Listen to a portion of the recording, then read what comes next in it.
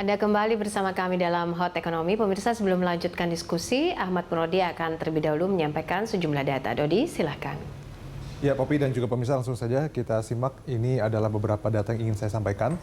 Ya, ini adalah aset under management SWF. Jadi aset under management untuk saat ini nilainya adalah 5 miliar US dollar. Ini berasal dari suntikan dari pemerintah. Sementara targetnya adalah atau dana kelolaannya adalah 20 miliar US dollar. Ini adalah data hari ini ya, 11 Juni 2021 diambil dari websitenya langsung.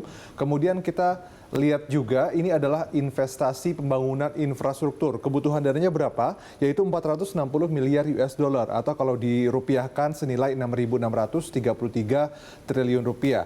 Dana dari pemerintah kurang dari separuhnya, yaitu 215 miliar US dollar. Sehingga sisa kebutuhannya adalah 245 miliar US dollar. Ini potensi untuk investor masuk.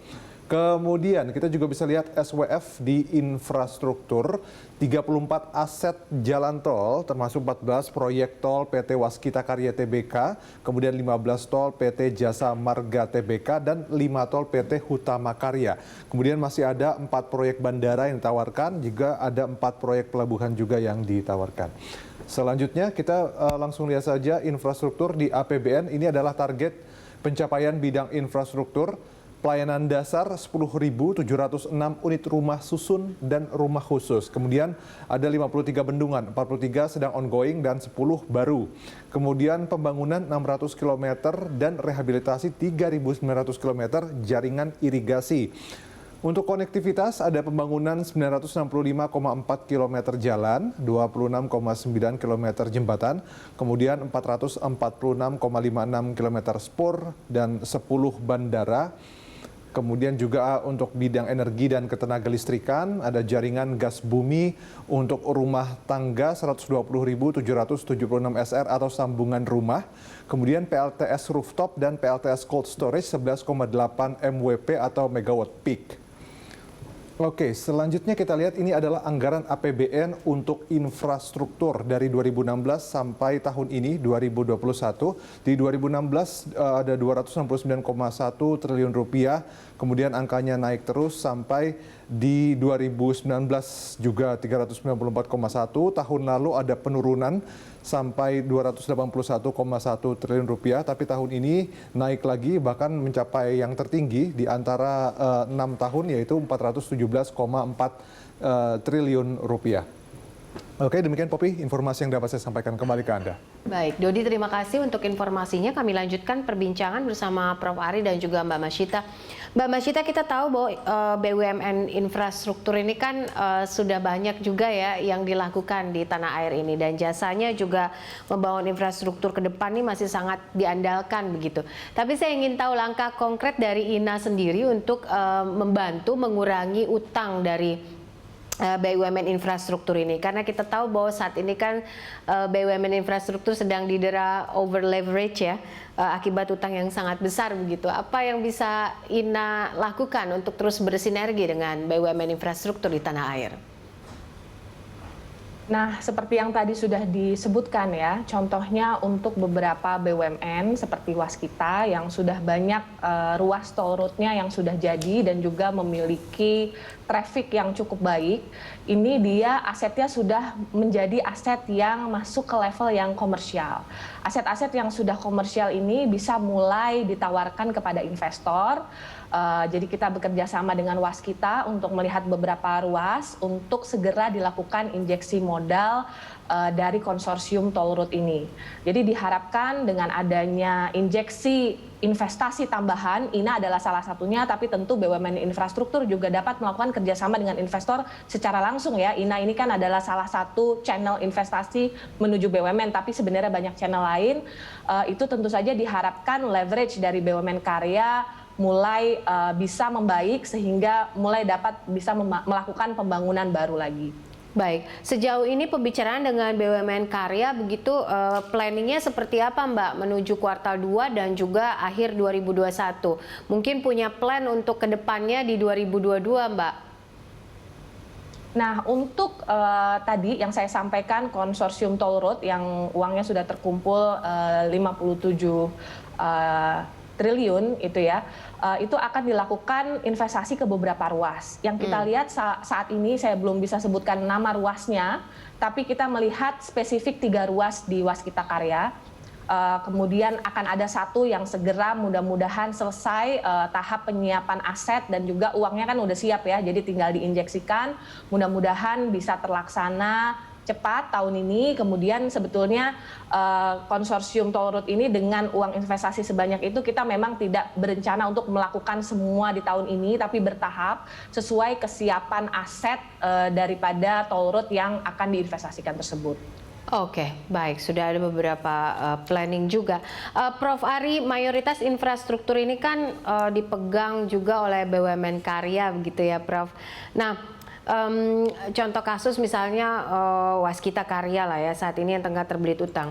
Nah, untuk kedepannya sinergi apa ataupun input apa yang bisa diberikan sehingga ini bisa menjadi catatan agar INA dan juga BUMN Karya ini bisa terus bersinergi untuk mengatasi permasalahan ini.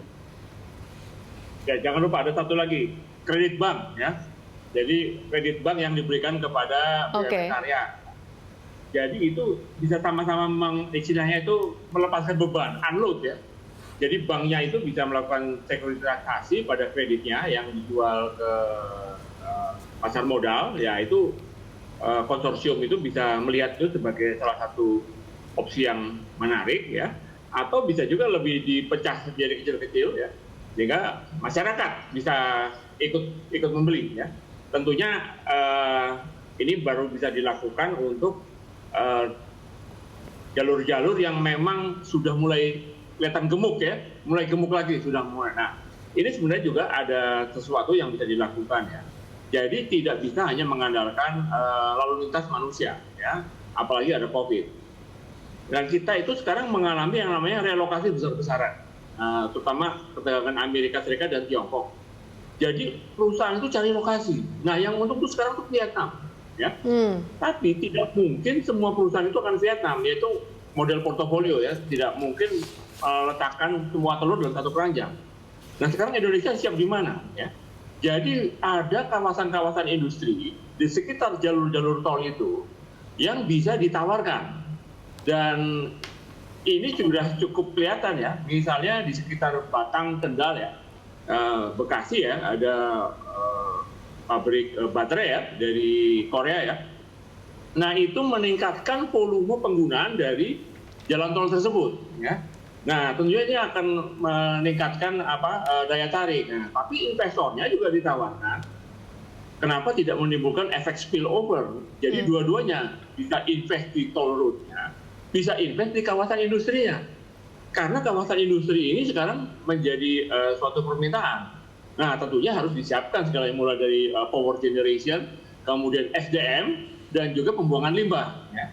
Nah, ini yang tadi kebetulan ada industri hijau segala macam.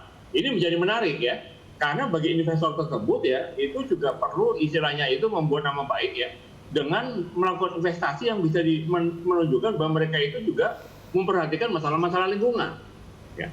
Nah, jadi kita kombinasikan aspek komersil dengan aspek-aspek yang memang sedang menjadi sorotan masyarakat. Jadi semacam CSR-nya mereka ya, untuk bisa nih lihat kami investasi di kawasan industri yang hijau ya. Kemudian di situ nanti bisa dibangun misalnya residential area. Jadi istilahnya itu seperti ada pancingan satu toll road ya, tapi nanti berkembang lagi ke arah yang lain yang meningkatkan daya tarik dari toll road sendiri dan juga proyek-proyek yang ada di sekelilingnya. Jadi ini adalah kita menggunakan yang namanya aglomerasi lagi ya, teori aglomerasi. Tentunya ini kita juga harus tahu ya bahwa keterbatasan lahan segala macam ya, mungkin gaya hidup yang baru misalnya apartemen segala macam daripada rumah itu menjadi sesuatu yang harus diinikan juga ke masyarakat ya. Jadi jangan menghabiskan lahan pertanian hanya untuk menjadi perumahan ya, mari bangun ke atas gitu ya.